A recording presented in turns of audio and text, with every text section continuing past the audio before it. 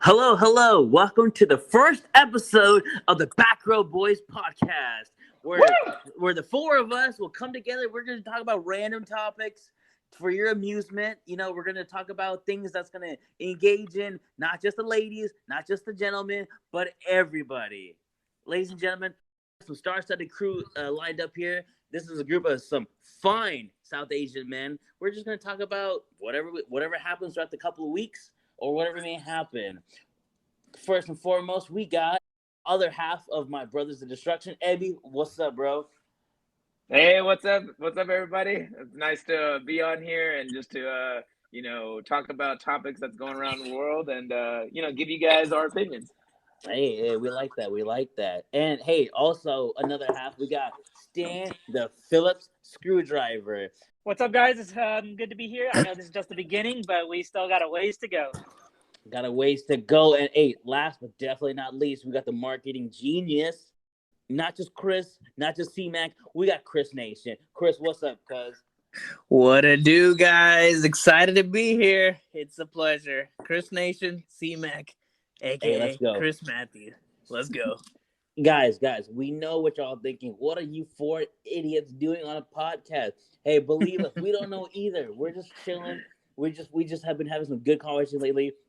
And I think my brother, Ebby, he's like, hey, why wouldn't you get a podcast?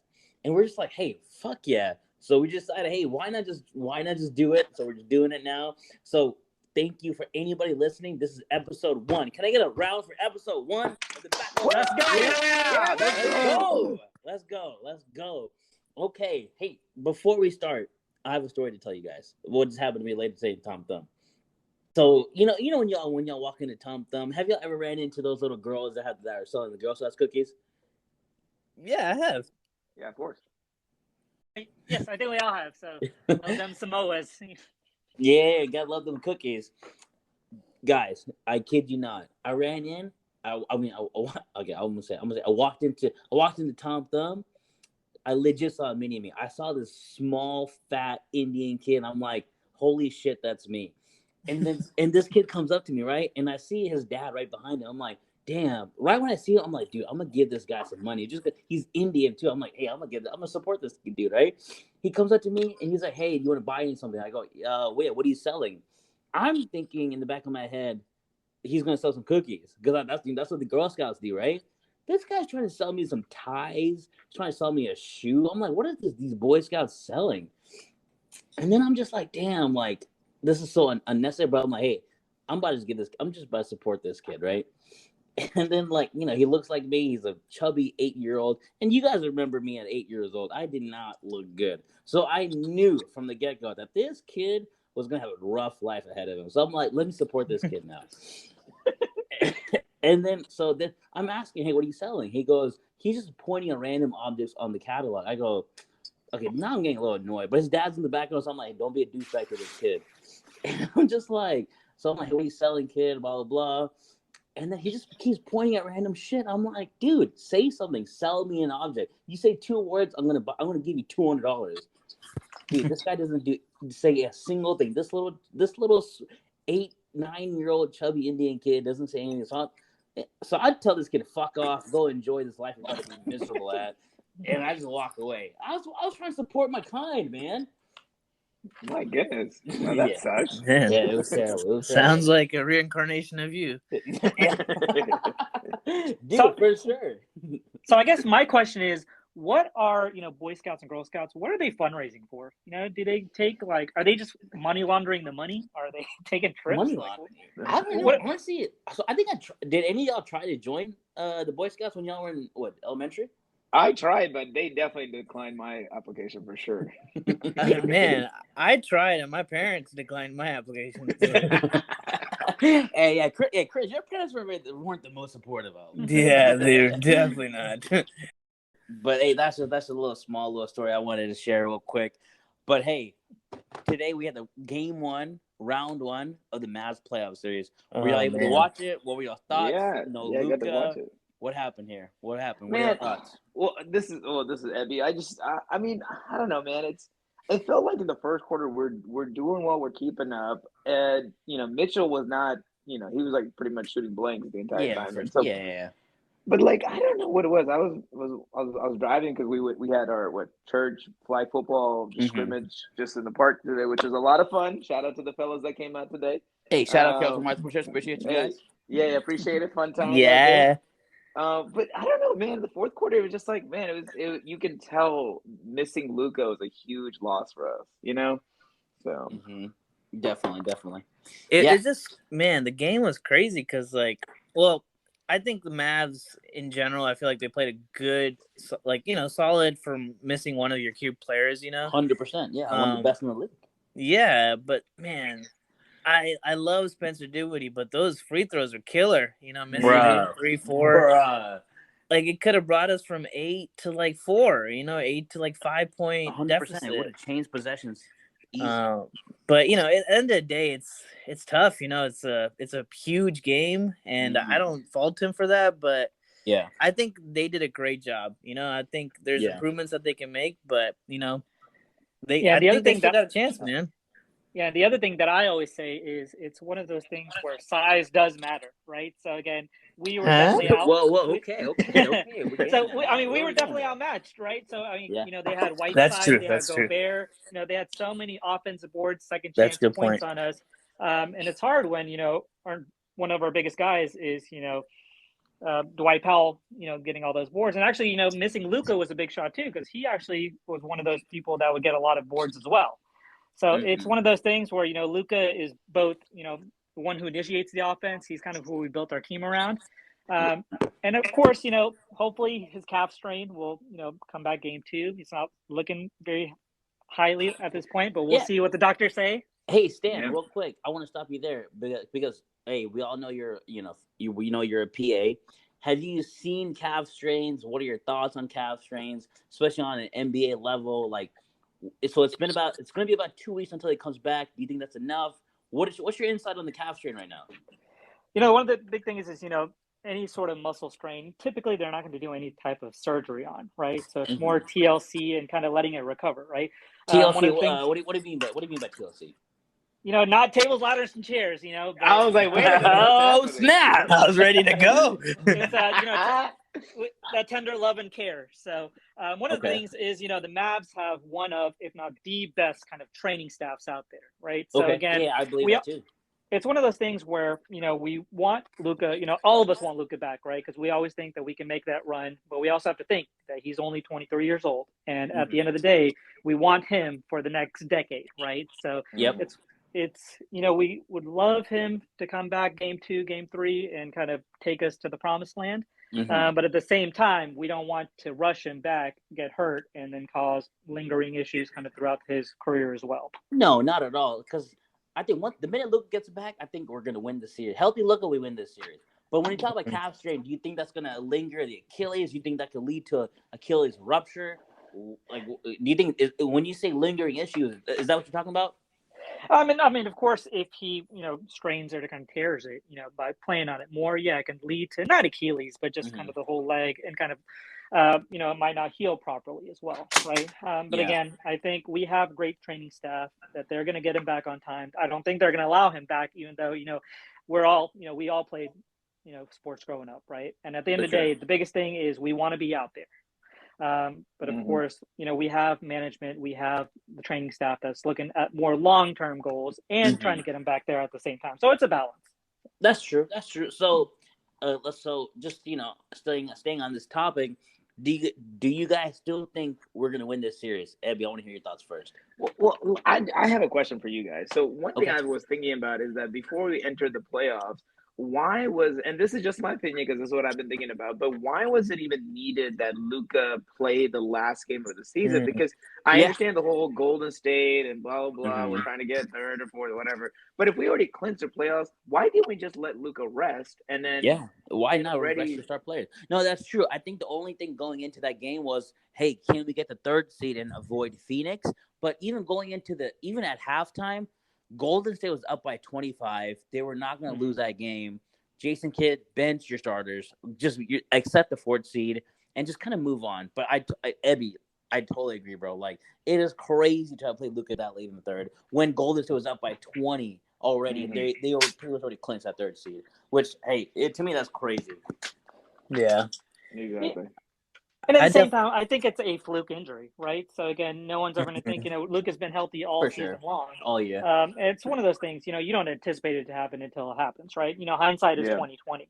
Yeah. So one of the things, we can always say what ifs and what could be, but we always got to, keep looking forward, right? So one of my sayings that I always say is the best time to plant a tree was 20 years ago. Mm-hmm. We don't have a time machine. We can't go back in the past and plant that seed. But the second best time is right now, right? So we can do what we can. We have great team with Spencer, with Jalen Brunson. We have a great supporting cast. We have great defense. And hopefully we can keep the ship afloat until, Luka comes back and kind of steers that ship. Hopefully hey, real quick, shout out to Stan Phillip, all these little like random quotes. Hey, come on, round for Stan Phillip. I mean, come on. I always thought TLC meant tables, ladders, chairs. So when people talked about it, I was like, what are we talking about? No, we can get into TLC. No, hey, Stan, one of the brightest guys we grew up with, right? If you say so, I'll take it. So. the most dead silence was that. I thought the podcast was ended. What do you think we're going to win the series, Chris? Man, it's crazy. I feel like the Mavericks always, like, there's a player always like Donovan Mitchell, like previous years it was Brandon Roy. Before that it was what's his name. Like when we played the Warriors, there's always like that one guy. So that always makes me fearful, just because like that one guy takes over and has like a crazy game. Like when you're watching the game, you saw that Donovan Mitchell is like a top 6 all-time points per game scorer. Like what the F, like with a minimum of 20 games. Yeah, like what is the chances that he's already doing that? Yeah. But hey, I like 4 more games. Luka's gonna be number 2. Oh, that's crazy. Yeah, I mean, I still think, like, what I saw today, I wasn't, like, super upset. Like, I think offensively, like, there's parts of it where, we could see better. Having Rudy Gobert, it's definitely tough for the Mavericks. But, I mean, they still move the ball well. It's going to be tough, but I'm still hopeful. I think maybe a 6-game, 7-game series. But hey, hopefully Chris, we didn't ask for hopeful. Who you think Mavs are going to pull it off without Luka? I think I can see it going to 6. I would say Mavericks will. Sorry, guys, to be the negative one here, but I think they'll lose in 6. Son of a bitch! Dang it! Hey, I got. What's your thoughts? Maybe it'll be cross luck there. Maybe. Yeah, Stan, let's look at your thoughts here, and then we'll pick our NBA Finals picks. I'm actually going to have to agree with Chris here, as much as I hate to do so. I think once Luka comes back, we'll get that spark. Okay. But again, I think we're just, outsized. Too little, too late. Yeah, I think this was a bad game for Donovan Mitchell, right? So even though first half he was pretty much non-existent, second half he picked it up. But if he kind of goes to the mean, or kind of averages out to the mean, I think it's something that we're not going to be able to kind of look past. They have a great team too. They got Jordan Clarkson, 6th man of the year last year. They got what's the name? Bojan? Yeah, Bogey. He's pretty unstoppable. So they're Bogey. He was kind of, usually he's kind of a shooter out there, but he was kind of he fucking turned into Kobe Bryant game 1. Yeah. So hey, RIP. That's unfortunate. RIP. So that's what I'm thinking. If Luka doesn't come back game 2, I think unfortunately we're going to go down in 5. If Luka comes back game 2, I think we can kind of stretch it out to 6. But I think ultimately, we're not. I think next year, hopefully, we may have to start looking towards. But my heart says Dallas, but my mind says kind of Utah. Okay. So I'll start with me. I have Warriors Bucks. I got Bucks beating the Warriors in 6 for back-to-back championships. What about you guys? Dang. Yeah. Good. I think Giannis is that guy. You don't agree, Chris? Man, I think Chris Paul and the Phoenix, them being totally. I think Booker having experience being in the finals, I think they could take it there. But yeah, I mean, I think it would be them and the Bucks. Okay. I would say in 6. I think the Suns will take it. But no, don't get me wrong. Booker is that guy. Yeah, it's another year. Experience changes everything. For sure, I totally agree. Ebby, Stan, what's your thoughts on the finals? I'll go. Yeah, I mean, so we're just predicting the finals. So, I mean, to be honest, I'm actually pretty impressed with these playoffs because I love all teams because it looks like it's a pretty well-rounded, like Super well-rounded, right? Like, who knows who's yeah, gonna win? Mm-hmm. yeah, it's a pretty crazy one because even look at the matchup from today's game of Memphis and Minnesota. Like, dude, I mean, who would have thought Minnesota? I mean, Minnesota, like I said, anybody can take any day, in my opinion, right? But it was a wild game today. But finals wise, I mean, I would love obviously to see Dallas, but I mean, Steph, I feel like is back 100%. The team's looking good. That's who I'm thinking is coming out of the West. Either it's going to be Golden State or I like what Chris said too, Phoenix. They look good. You got to pick a champion. You got to pick a champion. Oh, then I'll just go with I'll go with Golden State on the West, and on the East, man. Honestly, I want Chicago to come out. Like I know it's kind of like you think Chicago's gonna do it though? I don't know. I mean, they had a great beginning of the season, and then like they kind of like went down a little bit. Now they're in injuries. No Lonzo. Yeah. So, but man, I would love to see. I love Rosen, man. Like that fool is so good to me. But yeah, from the East, I'll just I don't got like a favorite or anything out of the East, but I'm just gonna go. I'm gonna say Chicago. Let's just say that. So. Okay, so dang. Okay. Hey, shout out to all the Chicago people out there. Chicago and the Suns in the finals. Yeah, let's do it. Why not? Okay, and you got Suns winning it or Chicago? I got Suns winning it. So. Okay, nice. Okay, cool. Hey, speaking of Dallas sports, boys, we just had WrestleMania in Dallas, Texas. Woo! Can I get a round for that? Whoa, yeah! Oh, let me get a hell yeah! Hell yeah! Hey, what were your thoughts on WrestleMania? Ebby, I want you to start. We know how you love The Rock, most electrifying man in all sports entertainment. Ebby, we know how popular you are in the city of Dallas. What were your thoughts on WrestleMania? Were you happy with it, and did you enjoy it?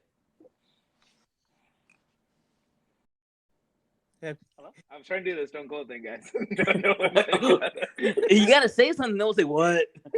Nobody heard you. Oh, I'm sorry. Did I do it the wrong way? Anyways, yeah, no. I mean, obviously, I thought it was amazing that it came back to Dallas after 6-7 years. I'm just having a beer. What? 2 beers. What? 3 beers. What? All right, everyone shut up. So you were just drunk as hell during the WrestleMania. Yeah, pretty much. I just had a few brewskis, little what is it, Stone Cold Weisers, Steve Weisers. I don't know what it's called, but I think he has IPAs, right? Well, he has IPAs, but he also has a new lager that just came out. So, okay, good for Stone Cold. Have to try that. Definitely gotta try that bad boy. Cause I think he's bringing it to Texas. But yeah, back to the WrestleMania thing, man. I thought it was so cool. I know us four, Joel, we were all trying to get together, watch it. I think we did it obviously at Joel's house. We did Saturday. It was a 2-day event, so we all watched it together on Saturday. And honestly, guys, I had a lot of fun watching it with y'all because it was fun, just like just clowning on the guys and because obviously the guys that we grew up watching are not really there, and especially in this WrestleMania, you see for example, Undertaker retiring, or I'm sorry, going into the Hall of Fame, Triple H retiring, and you see Stone Cold's technically last match. So for me, I was like, oh man, that part is what makes me want to continue watching it. But when I was watching it with you guys that Saturday night, man, it was fun just watching a couple of the matches. It was really fun. Oh, yeah. I thought, man, I missed that. It was crazy because, dude, it was actually very entertaining. Yeah. So what would you say was match of the night? Did y'all have a match on either night? Okay, so I'm not gonna say match of the night, but hey, performer. Logan Paul was damn good. I was thinking the same exact thing. He put on a show, and he put in the work, right? So it's one of those things where there's behind the scenes footage of Logan Paul working in the ring. Mm-hmm. Yeah, I was saying, the two big kind of surprises for me were actually not even two full-time WWE superstars, right? So one was Logan Paul. Yeah. The other was Pat McAfee. Pat McAfee, wow. Yep. Yeah. Both of those were great performances, and they're both athletes, right? So, that goes to show you that, even though the storylines, spoiler guys, it's all fake, right? So wait, what? Even though storylines are all fake, the, entertainment and the action and kind of the combat in it, it's all real, right? So there's real injuries that happen and things like that. And Logan Paul and Pat McAfee kind of both put on a show. Absolutely, I totally agree. I mean, for the listeners out there that doesn't know much about wrestling, like everyone might know at this point that it's fake or scripted or whatever you want to call it. But like, dude, that floor, I mean, on inside that ring is not like a cushion or anything. It's all like wood planks or just like across the whole thing. So when they're falling, like, remember, I don't know if any of y'all saw it, but Pat McAfee, he has his podcast show, and he showed his bruising on his right side and his left side. Like, it looks like deep cuts. Like, it's pretty bad. Yeah, I think the craziest part for me, so I grew up watching wrestling. Like, so I lived in India, and wrestling was free there, man. We watched WrestleMania for free, all the pay-per-views. It was a time of my life. But seeing Vince McMahon wrestle and get beat his ass up was crazy. Like, Vince McMahon is fucking jacked. His body is crazy. If I look like that when I'm whatever, I think he's 60, 70? I don't know. 76. 76. That's crazy. But let's talk. We gotta talk about that stunner. That stunner. That was so bad. That was probably the worst acting that I've ever seen in my life. Yeah. I was like, what happened? What happened to Vince to screw with the last stunner Stone Cold will ever give to anybody? I was just like, catch him, please. Get his head. Get his. But you know what it is, man. In my opinion, since he's that old, like, honestly, I was worried for him too, because when he took that terrible stunner, it looked like his legs broke in half. I was like, oh my god, he's dead. He's gone. The stunner's a vicious move. Stunner's a crazy move, but you also know Vince messaged Pat McAfee a video of him squatting 1,000 pounds. Isn't that fucking insane? 1,000 pounds? Damn. 1,000 pounds. Like, there's a video where he sends it to Pat McAfee 3 a.m. in the morning. Vince McMahon, the psycho who he is awake, working out before he begins his business. And he squats 1,000 pounds, looks over the camera, goes, Pat, that's 1,000 pounds. Damn, I need to see this. 1,000 pounds, that's a lot. That's a lot. Oh my god. But it's also not like it's not on your traditional like the barbell squat. It's like this new machine where it's like, it's pretty crazy. I'll send you the video. Hopefully we can put the video up on our IG page, the Backrow_Boys IG. Everyone follow it, like it, appreciate the love. But yeah, no, this guy Vince McMahon is a monster. Mm-hmm. And it's that work ethic, right? So he kind of, puts it in, day out. It's not just, everyone wants to, get big and be jacked and have all this fame, but nobody really wants to put in that work, right? So, him, I think one of the big ones that we all know is The Rock, right? So he wakes up every morning at 3 a.m., puts in that work. And of course, one of the 4 people that you would say on the Mount Rushmore of the WWE, correct? Wait. You think Vince McMahon's a Mount Rushmore in WWE? The Rock. I mean, hey, Vince could be up there too, but I don't know if Vince is going to be up there. Nah. No. Yeah, you got to give it to The Rock. The Rock is like, he just changed the WWE to me, like the in-ring appearance. Maybe let's get into that a little bit. So we all agree The Rock is on the Mount Rushmore of WWE. There's 5, 6. How many people are on Mount? There's 4. There's 4. There's 4. Okay, so we agree there's Rock. We agree that there's John Cena. No, we're not. John Cena. John Cena's up there, man. So I'm also going to side with John Cena. What? I think he's one of, it's that new generation that he brought up, right? Bro, so, you got to understand what John Cena, a 16-time world champion, John Cena. 16, that's a lot, man. Star of the Marine, Peacemaker, cock blockers, Don't forget, he was a doctor of thugonomics. Yes, sir. Yes, doctor of thugonomics. I mean, he played different roles. He took it. He ran with it. He was champion. He was a U.S. champion. Yeah.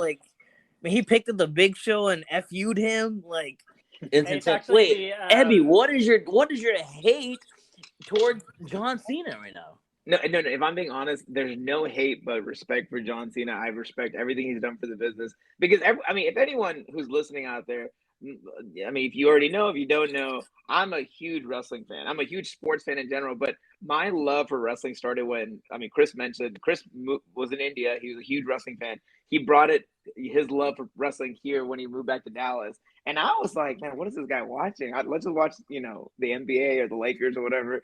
And this guy turns on wrestling. I'm like, what in the hell is this? And then, dude, after that first suplex, I was hooked on it. And so from that moment, Amen. That changed the course of my life, like how I see things in life, how I approach things, how I do things. But anyways, I think, hey, Evie, some would say it's best that you just never got into wrestling. The way you talk to people, the way you interact with people, it's just probably best. They wish you never got into it. Yeah, no, people tell me this all the time. People say it's a problem. Don't you still rock bottom your wife roasting it like every day or something? Oh, dude, last week I literally suplexed her. I picked her up and I threw her. And I was like, hey, anybody listening, do not call any 911 or domestic. Don't call the cops. It's nothing like that. It's literally just play fighting. We're not fighting. No one's doing it. No, but okay, back to the whole John Cena thing. I think John is a great wrestler. I just think, so this is my thing, because overall scheme, John did bring the PG era to life. He pushed that. He was the ambassador for all that. And yeah, he is a 16. What is he, a 16-time champion? I thought he was 15-time champion. 16 time. Okay, 16. So in my opinion, I wouldn't put him on my Mount Rushmore. In my opinion, I'm just gonna say it quickly. My 4 would be Hulk Hogan, Undertaker, Rock, and Austin. Those are my 4. So. Is there a way? I guess, can we come up with a unanimous? Is all 4 of us agree on? The Rock we agree on, correct? Yeah, all 4 of us. Yeah. So, is there anyone? All 4 of us. I was gonna say Hulk. I think he. Yeah. A little bit before our time, but when he was in NWO, I really didn't see the Hulkamania, Hulk Hogan, but I did see the NWO Hulk Hogan, and he was kind of one of those pioneers that even with the new generation, he kind of bridged that gap between The Rock and WWF and to WWE. Yep. He was kind of there as well. Totally agree. Chris, would you agree with Hulk Hogan? Or? Yeah, as much as I don't like Hulk Hogan that much, I got to be honest, he's got to be up there. Okay. Yeah, so that's a tough one to like. I'll agree with that. Yeah, I guess being just so old school, and watching some of those videos, it's kind of cheesy. But everybody looks up to him. A lot of people modeled their wrestling in game behind him, so he would be up there for me. I think Ebby, you mentioned Undertaker, and then you mentioned Stone Cold. I would argue Triple H should be up there. That's a good one. Wait, you're saying Triple H should be up there? I think so. Hey, and I have don't get me wrong. I think you guys know this, listeners. Triple H is probably my idol. He, to me, resembles what you should be as a person, to me, honestly. Like, I love me some Triple H. But I don't know if he's a Mount Rushmore type wrestler. I think so, just because he was a heavyweight champion. He was in Evolution. He was in DX. I think Triple H helped grow wrestlers for sure. I think he put himself aside to make other wrestlers get better and for the audience to like the younger wrestlers for sure. I think the big thing about Mount Rushmore is it's the GOAT of GOATs, right? So Triple H is very good. But is he one of the top 4 of all time in all of wrestling? I think another thing you got to think about too is the finishing move, right? The finishing move is what tops it off. It's what people like, right? Hulk Hogan's finishing move, I don't even really know what it is. It seems pretty simple to me. But Triple H, the pedigree, it's one of the most iconic finishing moves in WWE. So I think adding that layer might put him up there for me. Yeah, and honestly, Chris has a good point, because if you guys go back and watch it on Peacock or whatever, but there's a video of Triple H's life story or whatever, and man, that whole movie talks about his life and how detailed and how, dude, he never did drugs, he never did alcohol, he just focused on working out, building his body, and just wrestling. That's all he ever wanted to do. And I love that Chris said that, because he did start Evolution, D-Generation X. He was the Game, the Cerebral Assassin. And also now, where is he? Obviously he's having a lot of health issues, but he's bringing in the next wave of wrestlers. So For I mean, for sure. see, the funny thing, Chris, when you said Triple H, he was on my what is it, the B Honorable side or whatever. mentions. Yeah, honorable mention, because my honorable mention was Triple H, HBK, and Ric Flair. So Man, that's Whoa. another one I wanted to bring up. I think Shawn Michaels he's a legend, man. He's been in the game for so long. The For Sweet sure. Chin music is It's so cool. It's such a killer finishing move. But Okay, so we heard Chris's top 4. We heard Evie's top 4. Stan, who's your top 4, bro? So again, my top 4, again, as everyone said across the board, we have The Rock. Yep. For me, I think John Cena is definitely up there. I think right? so too. So John Cena is one of those ones, again, he transcended kind of this whole, probably the whole 2010s, right? As far as I can remember, he was the guy, right? He was bridged, the only guy at some point. two main events that I really recall is Rock versus John Cena 1 and Rock versus John Cena 2, right? Both those kind of bridge that gap between old and new. Yep. My third person I would probably put up there is Stone Cold, right? So Stone Cold, again, I grew up with, I'm sorry, not Stone Cold, Hulk Hogan. So Hulk Hogan was kind of one of the classic legends, again, a little bit before our time, but I'm a historian, right? So I kind of acknowledge the past, and we have to learn from those who kind of helped us make the sport what it is today. The fourth one's always a wild card, right? So Undertaker's, one of my options. Stone Cold Steve Austin is one of my Undertaker. options, right? So Undertaker had that longevity. He just retired, right? So almost 30 years. He had the 21-0 streak until he lost to Brock Lesnar, who I think also should get an honorable mention, right? So it's just he's not a full timer, right? So that's one of the things that he gets knock on. But the beast incarnate. Chris, you were saying finishing moves.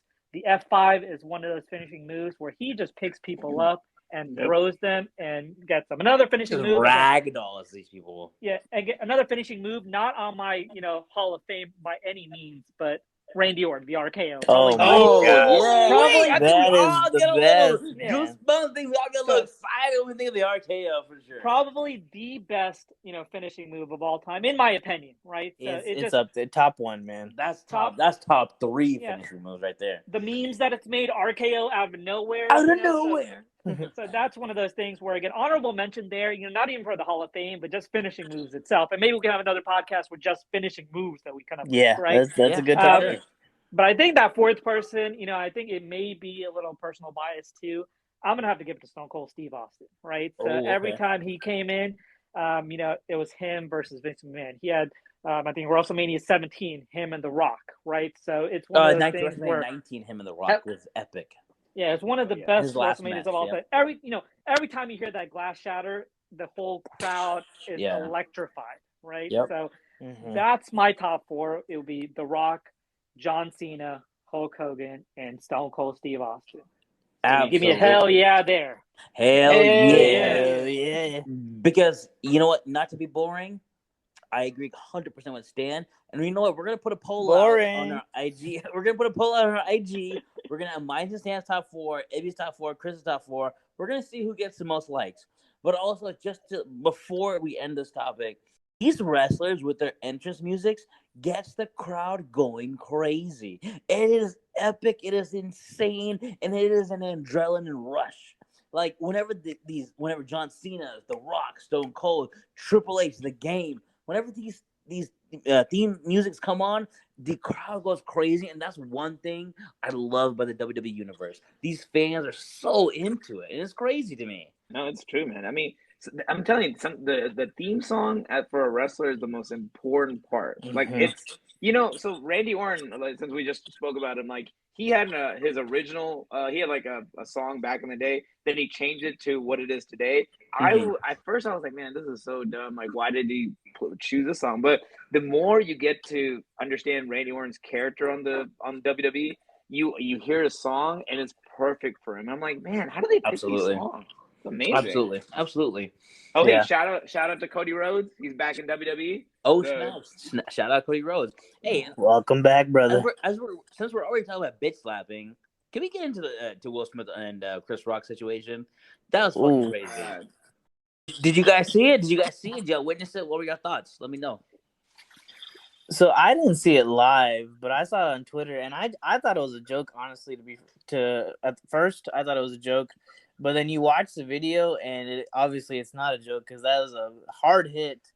Dude, My you opinion, heard that shit, bro. yeah, bro. That Chris Rock, he took it like a champ. To be honest, it's crazy, right? In that moment, in front of everyone, and his posture, his professionalism was great. But I would say, I guess to jump into it, Chris Rock, being a comedian, this is your job, this is your profession. I think you got to be a little mindful about what you're saying and the joke. Oh, if okay. if it's gonna offend, if it's gonna offend Jada, if there's something about it that's disease like or cancer like, there's something that's there that needs to be avoided, I would say. But the other side of it, come on, Will Smith, you can't slap someone And that hard on on TV. There's another way to handle that, and I think that's just my personal opinion. I think if Will Smith was so offended by it or he wanted to defend Jada, he should have done that not on screen, is what I think. Maybe that isn't as manly, maybe that's not as cool, but that's just what I feel like as a professional you should do. But love to hear what you guys think. No, Chris, I like that. I like the aspect of being a man, defending your woman, and just kind of like what is right and wrong. Chris, you're a married man. You've been married for what, a year and a half now, 2 years now, or what am I? What do you guys at? We're a little bit over 2 years, yeah. A little over 2 years. Okay, my fault. It's time to Shout slide, out bro. to Amy. Shout out to Amy. Shout out to Amy. Amy. Hey, so I know you and Abby are married, and I want to be able to bring this back to you guys. What if someone says that about y'all's wives, and then like I want y'all to kind of give a deeper depth into like, hey, what if someone says some shit about y'all's wives? What are y'all gonna do? What's right? What's wrong? Stan, I want to get your opinion on this as well. Abby, if you want to go first, you can. I'm trying to think about. Oh yeah. No. I was saying we can let Stan go, and then y'all two can kind of like okay, go ahead. back off each other. Yeah. It's one of those things where I think, if somebody says something about my significant other, yeah, of course I'm going to be upset, right? But I also take the situation into account, right? When we're at a comedy event or things like that. Same thing. Have you guys ever been to a comedy club, right? So one of the things is people sometimes will do that crowd work. And, if you don't want to be talked about, usually you don't sit in the first couple of rows, right? I know the Academy Awards really isn't a comedy show. But of course, when these, actors do their monologues, they always have just jabs and things like that. It's one of those two things where somebody said something about, my significant other. Of course, I'm going to be upset. And I probably would not have done what Will Smith did and get up on stage and kind of attack or slap, the host, right? But at the same time, I probably would have approached him afterwards like, hey, that's not cool. You shouldn't have said that about my wife or my significant other. And that's one of those things where, again, comedy, has its kind of limits. And at the same time, though, Chris Rock may not have known, right? He doesn't know kind of the whole situation. And if he did know that, he may not have made that joke, right? So I always, take into account that, hey, he might not have known what's going on, right? Of course, you want to protect your wife. And, I think wife, significant other definitely comes first, right? But you have to kind of play both sides of the field there as well. For sure. Ebby, I know you married man, Chris married man, but Ebby, give us your thoughts and let us know what you think, bro. Yeah, no, I've been married now, a little over a year. Shout out to my wife, Roshni. Shout out. Roshni. That's sister-in-law. Yeah, no, I think I kind of see it from a lot of angles for sure. I'll say this up front. I'm not perfect any means. I have made my mistakes, and I'm no one to judge. I'll say that right now. So I like what Stan said. If Chris Rock did not know about because as everyone may know now by this time that Jada Pinkett Smith, she's going through alopecia, and she's dealing with that stuff in her hair and all that stuff. So if Chris Rock did not know about the autoimmune disease, then yeah, I can give him the credit. Like, okay, he didn't know.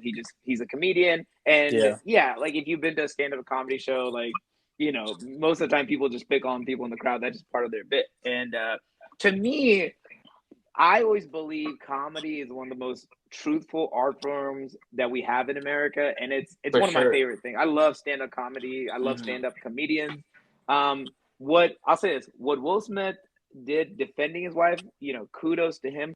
But I'm also against that he did it so publicly because of who he is. He's Will Smith. He's like an A-list celebrity, A-list person in the world. Like, I mean, you can say Will Smith's name and anybody will know it, from so many different things he's done in his life.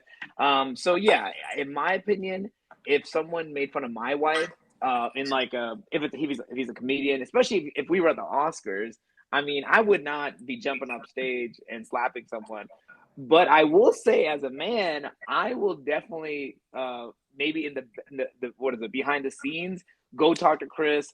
And look, to all the listeners, I'm not condoning violence or anything like that. But my thing is like, if you want to talk to him afterwards in private, yeah, that's on you, and you do whatever you want.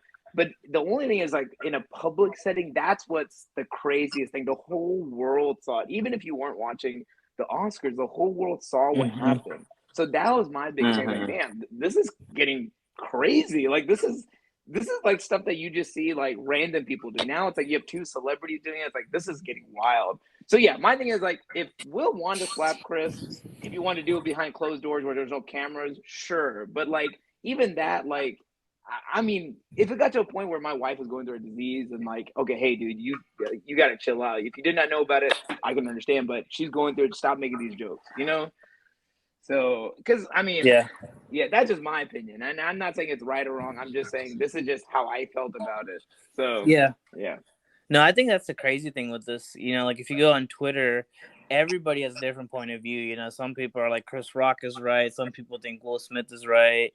It's interesting just how people split up on these kind of topics. But I think I definitely agree with Ebby on what he was saying. Like, I think it's important to handle some of these things in private just because it's a platform that they have, right? Like Will Smith has this platform, Chris Rock has this platform.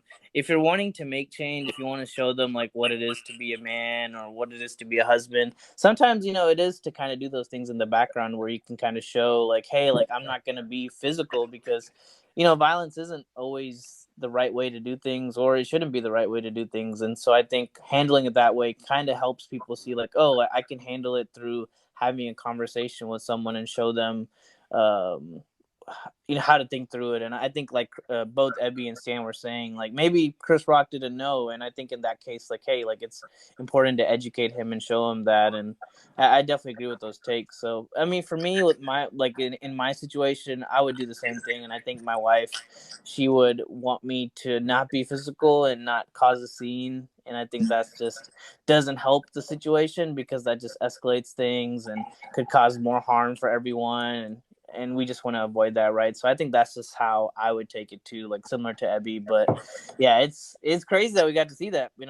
Twitter, internet, everybody blew up on that, man. Everybody blew up. Chris, isn't it crazy if we come to find out that Chris Rock did know about it and he still said, "Isn't that crazy?" Yeah, that would be crazy. He played us all. It's like, dang it. Everybody hates Chris, don't they? Hey, Chris, Ebby. Like, I want to ask you guys. Okay, let's just say let's say there's a comedian. You both are in y'all situation. Y'all are at an event. Let's say one of y'all's wives is going through something, and the comedian makes a joke at y'all's wife. Like, do you understand where Will Smith came from, or no? No, because for me, this is just me. But if me and Roshni were at a comedy club and the comedian was making fun of my wife, I would kind of just let the comedian do his thing. Like, okay, like, yeah, because it's a comedic performance. You know what I mean? Mm-hmm. Chris, what's your thoughts? Yeah, I think so too. Like, even if it bothered me, if I didn't agree with it, I would, I guess to be honest, if in that situation, I would probably give him a thumbs down, be like, hey, that sucked. That wasn't good. But I'm not going to go up and punch him. I just don't think that. So, I mean, at the end of the day, there's no right to ever punch somebody in the face. Like, we all agree on that, right? Yeah, I think it's one of those things too, where when you go to a comedy club, you pay, you're gonna get, what you're getting yourself into, right? And again, you're not anticipating, you're gonna be hurt in that regard, but there's always that chance, right? Same thing when you go to a sporting event, right? When you go to a basketball game, when you go to a baseball game, you're not expecting to get hit in the face with a basketball or baseball, right? But it can happen. So that's one of those things that it's just part of the game. And again, I don't condone violence or anything like that. And again, I'm gonna go with the benefit of the doubt that Chris Rock didn't know. Yeah, me too. Yeah. And hopefully, everyone can kind of learn from that. And again, I think Will Smith kind of admitted, his fault, and he apologized as well. Yeah. Right. Yeah. So, but Stan, I want to ask you another question. Like, he just said G.I. Jane joke. We all know G.I. Joe. G.I. Joe's a fucking badass. G.I. Jane is an equal badass. If someone's calling your wife, significant other, G.I. Jane, is that offensive? Anybody jump on in. Is that offensive? I don't know. I don't think it is. But it wasn't because of the G.I. Jane. It was because of bald, right? Okay. So, because I believe I forgot who the original G.I. Jane was, but it was an actress, and she shaved her head bald for that role. So that's why Chris Rock was saying, "Hey, star of G.I. Jane 2, Jada Pinkett Smith." And the only thing I didn't understand was, Will Smith was actually laughing at the joke. If you ever watch any of the videos, it looks like he was laughing at the joke. Isn't that weird? Until he looked at Jada, and Jada, she didn't look angry. She just had an annoyed look on her face. And next thing we know, we see kind of Will Smith walk up there and kind of give him the slap. Hey, with that said, thank you for listening to the Backrow Boys podcast with your hosts, Chris Matthew, Chris Nation, C-Mac. This is Ebby Matthew, the most electrifying man in Dallas. Hit me up for all your real estate needs. Stan the Phillips Screwdriver, a.k.a. Lil Screwy. Hey, everybody, if you enjoyed this episode and would like to support it, please share it with others, whether it's your mom, your dad, your siblings. Just share it. Send it to somebody. We may give you a little prize at the end of it. Who knows? But hey, follow us on all streaming services on Instagram at Backrow_Boys, or leave a rating and review. I'm Toby Matthew. As always, God bless America, and it's always a good day to talk to some of your friends. Thank you so much. Goodbye. Take care. We'll see y'all next week.